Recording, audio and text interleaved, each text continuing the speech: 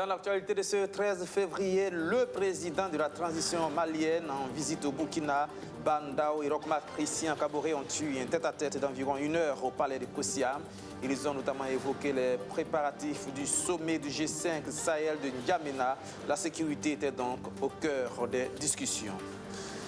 La réponse du MPP sur son implication présumée dans la fraude aux élections passées telle que révélée par le RENLAC, nous ne sommes pas adeptes de ce genre de pratique, a déclaré en filigrane Simon Compaoré ce samedi. C'était au cours d'une session du bureau politique du parti. On a aussi évoqué l'affaire maire MPP de l'arrondissement 7 de Bobo Dioulasso mis aux arrêts et les cas d'indiscipline de certains militants. Et puis, à Bobo Dioulasso, une station d'essence installée à proximité du marché de Niémeta provoque un incendie qui ravage une bonne partie des commerces dans la soirée et la nuit d'hier. Pas de mort, mais les dégâts matériels sont assez importants. Voilà pour le sommaire. Bonsoir, bienvenue à ce 19h30. C'est autour de midi que le président de la transition malienne est arrivé à Ouagadougou ce samedi pour une visite de quelques heures. Bandao a été reçu par Roch-Marc Christian Kaboré au palais de Kosiam, où les deux hommes se sont entretenus pendant près d'1 heure au centre des échanges. Le renforcement de l'axe Ouagadougou-Bamako. On a insisté sur les questions sécuritaires, notamment la lutte contre le terrorisme auquel les deux pays sont confrontés depuis plusieurs années. Le point de Archimède Boy. Bandao, chez Roch Kaboré. Le président de la transition malienne est venu parler coopération bilatérale avec son homologue burkinabé, notamment la relance de la commission mixte Mali-Burkina Faso, interrompue depuis 2012.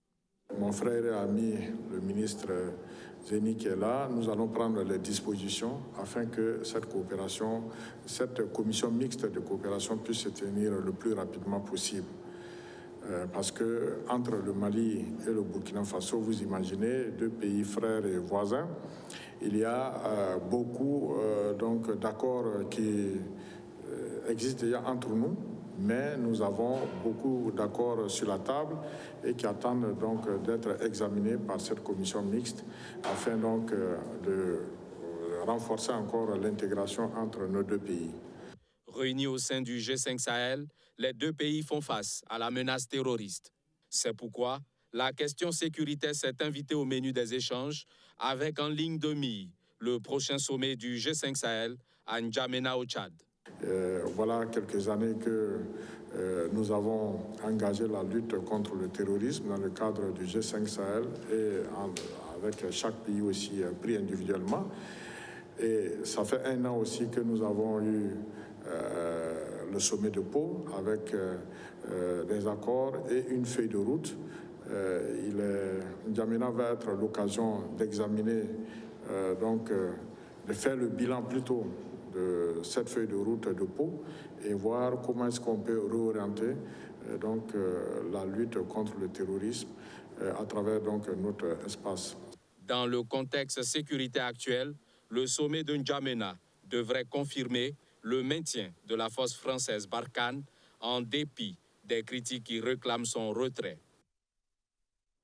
Un peu plus tôt dans la journée de ce 13 février, c'est bien une délégation de chefs coutumiers que le président du Faso a reçu au palais de Kosiam. Et là encore, il a été question de sécurité et de cohésion sociale. Arsène Konitambe. Les chefs coutumiers du Burkina Faso au palais de Kosiam. Ces leaders viennent à la rencontre de Roch-Marc Christian Kaboré pour aborder certaines questions d'intérêt national comme la réconciliation et l'insécurité. Depuis quelques années, certaines parties du pays sont en proie aux exactions des groupes armés terroristes, occasionnant de nombreux déplacés internes. Ces chefs coutumiers plaident pour des solutions pérennes. Il s'agissait pour nous de transmettre au président du Faso les préoccupations majeures de nos populations en ce moment, dont la résolution nécessite beaucoup d'actions, de dialogue et aussi de tolérance. Mais particulièrement, le sujet qui a vraiment retenu notre attention à tous ici, c'est l'insécurité. L'insécurité en un premier temps et la situation des déplacés internes.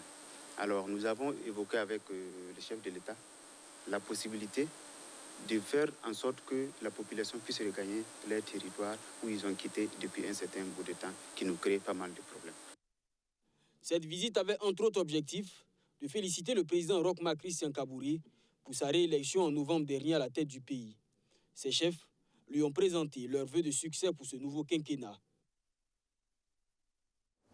Venons-en à présent à cette session du bureau politique du MPP. Une rencontre dominée par les sujets chauds du moment, le rapport du RENLAC qui place le MPP en tête des partis qui ont le plus corrompu lors des dernières joutes électorales, l'affaire arrestation du maire MPP de l'arrondissement 7 de Bobo Dioulasso pour des faits de blanchiment d'argent et escroquerie, entre autres. Et bien sûr, toutes ces questions, Simon Compaoré, le président du MPP, est resté fidèle à sa réputation. Justin Amonto. La rencontre de ce 13 février est la première session 2021 du bureau politique du Mouvement du Peuple pour le Progrès. Une occasion pour le MPP et ses militants de faire le point sur les activités menées par le parti. Sur la question du maire MPP de l'arrondissement 7 de Bobo Dioulasso, déposé à la maison d'arrêt de correction de Bobo Dioulasso pour corruption et blanchiment de capitaux, le président du parti réagit. Vous savez, on a des camarades qui, quelquefois, sont victimes collatérales. Si on est dans ce cas-là, nous sommes tenus de prendre un avocat pour suivre. Mais si c'est quelqu'un qui, sciemment, a posé un acte qu'il s'est interdit, prohibé, et qui le pose parce qu'il a besoin de tromper l'administration, il a besoin de tromper des citoyens pour avoir son job. Bon, là, nous, on ne rentre pas dans ça. Il sera seul devant la justice. Ce 11 février, le réseau national de lutte anticorruption, RENLAC, sortait un rapport dans lequel il classe le MPP comme le parti qui a le plus eu recours à la corruption pendant les élections du 22 novembre dernier. Face à ce rapport, le MPP dit rester droit dans ses bottes. Notre parti est tout à fait serein.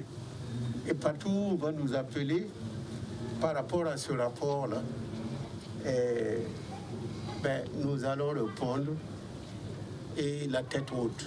Nous n'avons jamais compté sur la fraude, sur la corruption pour gagner ces élections-là. Vous avez été témoin. Autre point important de la session, les militants qui ont violé la ligne directrice du parti en battant campagne pour une autre formation politique que le MPP lors du dernier scrutin couplé vont être sanctionnés ou exclus du parti. Direction maintenant Bobo Dioulasso, où les commerçants du marché de Niénita dans l'arrondissement 12 vivent des moments très pénibles depuis la soirée et la nuit d'hier. C'est autour de 17h ce vendredi-là qu'un incendie a ravagé une bonne partie de ce marché, incendie provoqué par une station d'essence installée à proximité du marché. Pas de victimes en vie humaine, mais les dégâts matériels, eux, sont très importants. Surtout au Justin Dabiré. À notre arrivée sur le lieu de l'incendie aux environs de 20h, des propriétaires de commerce tentaient désespérément de sauver ce qui peut l'être encore après le passage de l'incendie qui a ravagé plusieurs boutiques du marché de Niénita au secteur 12 dans l'arrondissement 3 de Bobo Dioulasso. On a eu ça ici à cause de la feu. Voilà, bon, c'est pas ce qui est passé. Bon, on a eu vu le feu seulement. Ça a commencé vers le 17h. Bon, nous, on m'a appelé sur le sang, moi je suis venu arriver. Voilà, j'étais au marché, on m'a appelé et puis je suis venu directement. Je ne sais pas si ça comprendre. Voilà, et pour éteindre le feu seulement. Selon plusieurs témoignages recueillis, c'est aux environs de 17h que le feu est parti alors que ce camion-citerne transportant du carburant était venu faire un dépotage dans une pompe de distribution de carburant. Alertés, les sapeurs-pompiers ont pu, au bout de 2 heures de combat avec les flammes, circonscrire le feu. Il faut dire que c'est aux environs de 18h15 que nos services ont été alertés pour feu de station d'abord au secteur 12 de Bobo Dioulasso. Rapidement, les moyens sapeurs-pompiers ont été déployés sur les lieux pour essayer, dans un premier temps, de protéger les commerces voisins, de circonscrire le feu pour obtenir son extinction.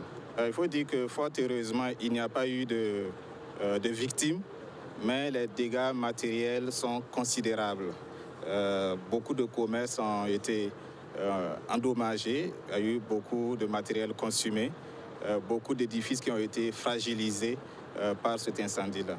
C'est avec désolation que le maire de l'arrondissement 3 est venu constater les dégâts causés par l'incendie. Selon lui, c'est la deuxième fois que le feu part de cette même station. Et pour éviter que le pire arrive, des mesures fortes sont envisagées dans les jours à venir. Bon, vraiment, c'est un coup de choc, en tout cas pour nous, en tout cas en tant que le premier responsable de l'arrondissement. En tout cas, bon, c'est un événement très malheureux. On interpelle en tout cas tous ceux qui sont ces genres de stations, des petites stations qui sont devant les parcelles là. En tout cas, de trouver une solution, en tout cas, bon, pour éviter ce genre de... Sinon, bon, je pense que comme le maire de la commune même est déjà informé de la situation, en tout cas, on va se concerter et puis entreprendre des démarches pour voir comment on peut, en tout cas, suspendre, en tout cas, ces petites stations-là. Sinon, je pense que cette station, ça fait une deuxième fois que ça a pris feu. Au moment où nous quittions le lieu de l'incendie aux environs de 21h, les éléments du capitaine Didier Bazongo menaient des opérations de déblai et de garnissage afin d'achever l'extinction.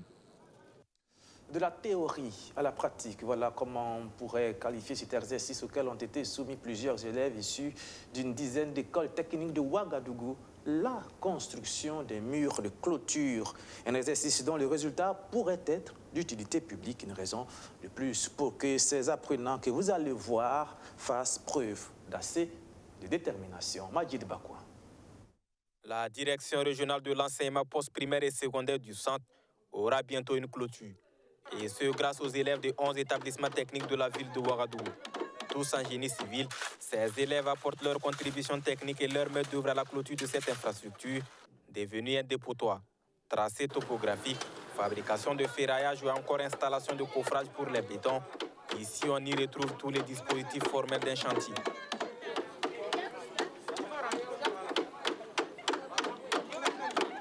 Actuellement, nous sommes en train de faire les TP. Ces coffrages qu'on est en train de faire, c'est au nom du lycée Abbé Pierre. C'est pour les techniques Abbé Pierre. Donc, il y a plusieurs lycées qui sont là. Et en plus, on est vraiment au travail. Aujourd'hui, on est venu faire le coffrage des poteaux et on va couler. Et aussi, on a fait ferraillage aussi. C'est vraiment un plaisir aussi de participer à la construction parce que l'ADN, c'est pour nous tous. Ces élèves seront évalués sur la base de ces réalisations. Des notes qui vont servir pour l'examen du BP, le brevet d'études professionnelles. La majeure partie, ils sont en classe d'examen. Ils vont faire le BEP, génie civil, cette année scolaire. Et ça veut dire que bon, l'élève qui obtient son BEP en fin d'année, bon, il peut déjà travailler sur un chantier, voilà, avec les entreprises. Bon, mais la majeure partie, comme ils sont très jeunes, ils continuent. Ils vont chercher à faire le bac F4 ou le bac professionnel, bon, et continuer dans les écoles supérieures pour pourquoi pas devenir ingénieur, et ceux qui sont très bons en dessin, des architectes. Ce 12 février, le ministre en charge de l'Éducation nationale est sur le chantier. Le professeur Stanislas Ouaro est venu encourager ses élèves et constater de visu l'avancement des travaux. Cette initiative s'inscrit dans le cadre du principe d'évaluation en cours d'apprentissage, une innovation au ministère en charge de l'Éducation nationale. L'objectif est d'améliorer la qualité de la formation technique, mais aussi rendre les réalisations utiles à la nation. C'est des ressources de l'État. Il ne faut pas qu'on soit dans la situation où on construit des œuvres et qu'on détruit. Il faut que ça puisse servir. Je sais qu'il y a des établissements privés comme publics qui le faisaient un peu déjà et qui ont réussi à construire des laboratoires, des salles de classe. On prenait le lycée technique national Aboubacar Sanglé Lamizana, par exemple. C'est un exemple que je donne, ça s'est fait un peu partout. Après les destructions, ils se sont rendus compte que ça pouvait servir, donc ils ont commencé à réaliser. Et nous avons pensé qu'il était bon de monter un projet d'envergure. C'est la clôture de la direction régionale des enseignements postprimaires et secondaires de la région du centre. Et donc ces élèves de fin de cycle sont là, donc pour ce travail-là, qui est en même temps, comme j'ai dit, une évaluation en cours d'apprentissage. Et vous voyez, ils sont motivés. Et ce qui m'a encore séduit, c'est que c'est le nombre de filles qui adhèrent de plus en plus à ce projet. Il y a de plus en plus de filles qui viennent. Et puis quand je leur ai posé la question, elles sont motivées. Et donc vraiment, le projet, c'est ça. Pour l'instant, le projet concerne uniquement la filière génie civil. L'idée est de l'élargir à d'autres filières dans les années à venir. Les centres de santé de l'arrondissement 4 de Ouagadougou peuvent pousser un ouf de soulagement. Grâce à une initiative combinée de la mairie et de l'État, ils vont recevoir un renfort en matériel médical, de quoi soulager certaines de ces formations sanitaires déjà très éprouvées par la Covid-19. Luc Pabelgem. C'est du matériel médical de près de 8 millions de francs CFA qui va à l'endroit des formations sanitaires de l'arrondissement 4. Ce don, fruit de la vision du conseil d'arrondissement et de l'État burkinabé, vise à soutenir les centres de santé rudement éprouvés par la Covid-19 et qui doivent faire également face aux maladies habituelles que sont le paludisme et autres maladies tropicales. Ce matin, nous avons remis du matériel aux formations sanitaires de l'arrondissement. C'est dans le cadre donc du budget du conseil d'arrondissement que nous avons prévu une enveloppe de 5 272 000 francs pour acquérir ce matériel et pouvoir appuyer nos formations sanitaires. Vous le savez très bien, par exemple, nous prenons l'exemple de CSP de Toudoubouyogon où nous n'avons que 4 à 5 lits. 4 à 5 lits, souvent sans matelas. Voyez-vous, dans ces conditions, ce n'est pas facile. Donc le conseil municipal, au cours donc de cette tournée, a pu constater cette situation vraiment pas facile. Et nous avons estimé, dans le cadre donc, du budget de 2020, de prévoir une enveloppe pour l'acquisition de ce matériel. Les bénéficiaires de ces dons, composés de matériel de bureau, de produits pharmaceutiques, de kits d'hygiène, de lits et matelas d'observation et divers, se disent soulagés par un tel élan de solidarité. Nous sommes très contents pour ces grands dons qui vont beaucoup nous aider dans nos formations sanitaires. Parce que quand le plus souvent vous arrivez dans les formations sanitaires, nous, agents de santé, on fait beaucoup d'efforts dans l'amélioration de la qualité de la vie et la prise en charge des patients. Et le plus souvent, on est un peu limité par les matériels médico-techniques.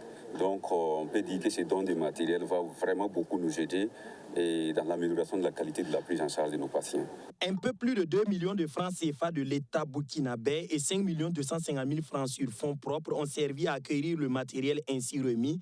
Soulager les usagers des centres de santé de l'arrondissement 4, tel est l'objectif de ce don effectué par le conseil d'arrondissement du dit arrondissement qui dit s'inscrit dans un devoir de redevabilité depuis le début de son mandat. Dans la filière anacarde, la question qui divise en ce moment, c'est celle de l'instauration ou pas d'un agrément pour les acheteurs professionnels de la noix de cajou. Eh bien, pour l'Union nationale des commerçants et exportateurs d'anacarde UNCA, la réponse, c'est non. Une posture décidée et argumentée au terme d'une assemblée générale. Kader Kondé Sotou-Justin d'Abiré. Sur les 46 membres représentant l'Union nationale des producteurs et exportateurs d'anacarde, 39 venus du centre-ouest, du sud-ouest des hauts bassins des Cascades étaient présents à cette assemblée générale extraordinaire. À la fin de longs débats, c'est par vote à main levée que les 39 membres ont décidé de trancher leur position sur la mise en place ou non d'agrément dans leur filière. Sur les 39 votants, 36 ont dit non à la mise en place pour le moment d'agrément dans la filière anacarde. Franchement, nous ne voulons pas des agréments pour le moment et nous voulons une discussion avec les CBA pour quand même voir les difficultés qu'on a d'abord avant d'aller aux agréments. On rejette pour le moment. On veut ouvrir un dialogue entre nous et puis le CBA. Mais pour le moment, nous ne sommes pas d'accord pour les conditions des agréments dans la vente des noix de cajou. Pour le président de l'UNCA, l'instauration d'agréments va porter préjudice à la filière anacarde du Burkina. Parce qu'aujourd'hui, nous n'arrivons pas à vendre tous nos produits. Nous avons des difficultés. Voilà, nous voulons même des acheteurs. Et parce que c'est un marché ouvert où nous n'avons pas de capacité de vendre notre produit. Et si on met un agrément, le marché est ouvert à tout le monde, à des Ghanéens qui viennent, à des Togolais, à des Béninois qui viennent acheter, des Indiens, des Chinois, des Vietnamiens qui viennent acheter. Et on n'arrive pas à vendre. Et si on va fermer encore les marchés à ces partenaires-là, ça veut dire que bon, c'est l'anacarde même qui est en jeu.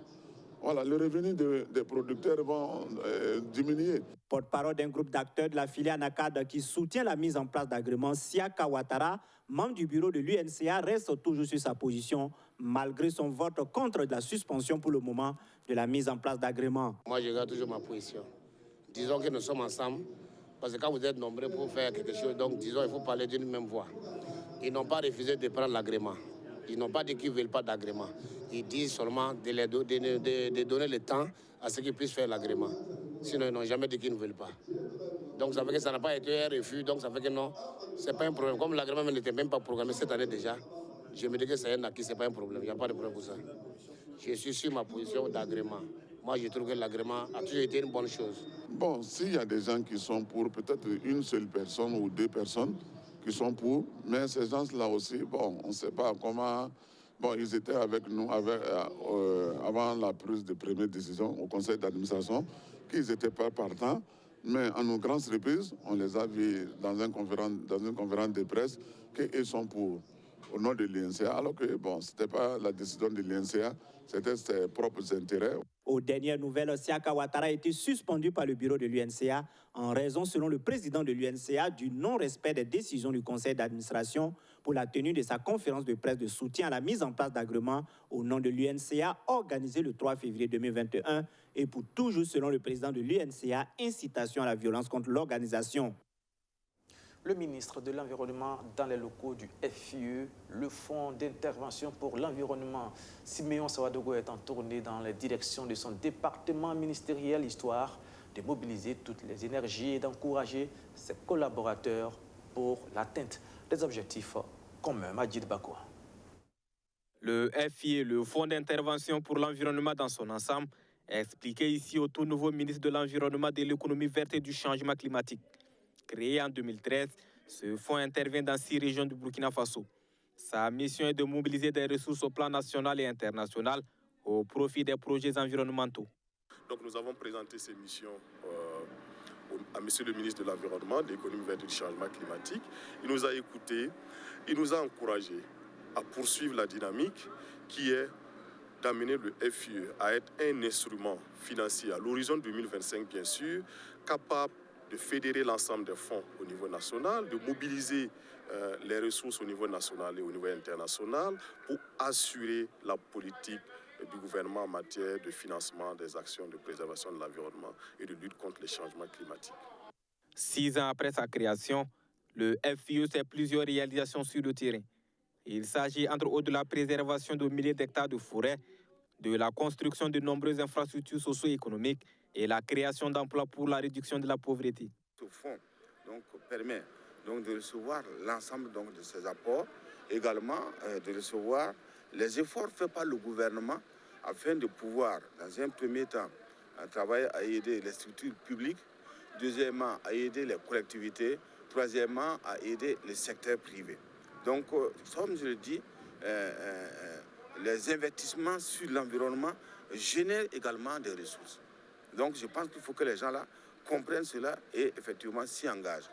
Au-delà de tous ces échanges, cette rencontre, selon le ministre Siméon Sawadogo, se veut une visite de prise de contact et d'encouragement du personnel du FIE. Occasion pour lui de solliciter leur accompagnement pour l'atteinte des objectifs de son département. La Covid-19, vous le savez, a eu et continue même d'avoir un impact négatif très important sur les événements culturels partout dans le monde. Et même les réunions de l'UNESCO n'y échappent pas. C'est par visioconférence que la 14e session ordinaire du comité intergouvernemental sur la protection et la promotion de la diversité des expressions culturelles s'est tenue pendant 5 jours. Les précisions, le Sotou Justin Dabiré. Plusieurs points étaient inscrits à l'ordre du jour de la 14e session ordinaire du comité intergouvernemental, la Convention 2005 de l'UNESCO pour la protection et la promotion de la diversité des expressions culturelles. Une session qui s'est déroulée cette année par visioconférence en raison de la pandémie de la COVID-19 et à laquelle le Burkina Faso a été valablement représenté. Était inscrit à l'ordre du jour de cette session, entre autres, le rapport des activités qui ont été réalisées par le secrétariat de la Convention. Et il y avait aussi comme point au niveau des échanges les actions de résilience qui ont été menées par les différents pays et qui ont été capitalisées par le secrétariat de la Convention dans le cadre des actions réalisées pour capitaliser ces éléments-là et par rapport à la COVID-19. La gestion de l'impact négatif de la pandémie de la COVID-19 sur les activités culturelles s'est invitée au débat de cette 14e session. Une occasion pour le Burkina Faso de partager son expérience avec les États partis de la Convention 2005. Le gouvernement a mis en place un dispositif de financement d'une enveloppe de 100 milliards de francs CFA qui doit contribuer à relancer les entreprises de façon globale au Burkina Faso, y compris les entreprises culturelles. Et au niveau du secteur de la culture de façon spécifique, il y a une enveloppe d'environ 1,4 milliard de francs CFA qui a été aussi mise en place et dédiée vraiment aux acteurs culturels. Et cela a permis vraiment de soutenir des initiatives de résilience portées par ces acteurs au Burkina Faso. Depuis la ratification de la Convention 2005 par le Burkina Faso en septembre 2006, plusieurs actions ont été mises en œuvre pour accompagner les acteurs culturels. On peut retenir la mise en place au niveau du Burkina Faso depuis 2017 d'un mécanisme de financement dédié spécifiquement au financement des opérateurs, des initiatives des opérateurs culturels au Burkina Faso. En 2018, il y a un programme qui a été mis en place avec l'appui de l'Union européenne, un programme dénommé Programme d'appui aux industries créatives et à la gouvernance de la culture, et qui est un programme avec une enveloppe d'environ 11 milliards de francs CFA, mise en place pour appuyer les acteurs à travers principalement 3 filières prioritaires qui sont retenues, comme le cinéma, les arts de la scène, les arts classiques et appliqués. Le CERAV Afrique,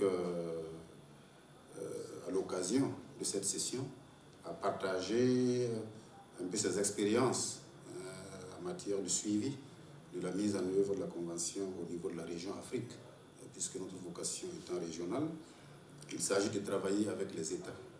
Au sein des États, c'est les acteurs publics, mais aussi la société civile régionale sur comment faire en sorte que les différents acteurs puissent mieux s'approprier cette convention et puissent contribuer à sa mise en œuvre par la prise de mesures, de politiques et d'initiatives dans le secteur culturel.